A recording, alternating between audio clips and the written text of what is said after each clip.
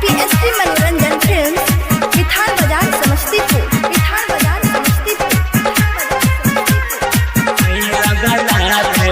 कोनो चीज के तोरा हो तो न कमी, पूरा हो जे तो रानी जे तू कहबी। या बने तनियो लजाबे, यादव जी के सैया बना दे।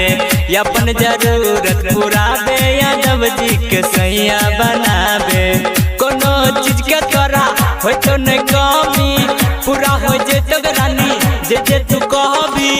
या बने तनियो लजाबे, यादव जी के सैया बनाबे। अपन जरूरत पूरा बे, यादव जी के सैया बनाबे। Mix by DJ Yadav ji के सैया बनाबे। अपन जरूरत पूरा बे, यादव जी के सैया बनाबे।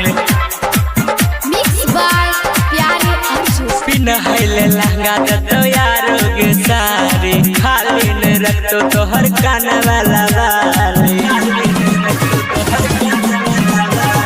पिनहैले लहंगा दतो यारो के सारी, खाली न रखतो तोहर कान वाला वाली।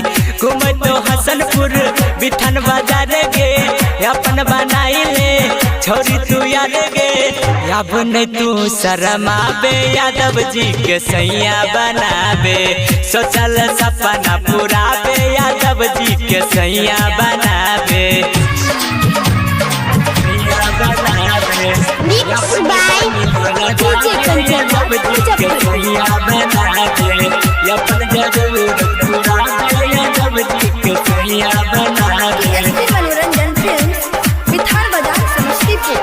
राइटर नवीन कह गे अपाची, घूमबै ले जैतो तोरा के गाछी।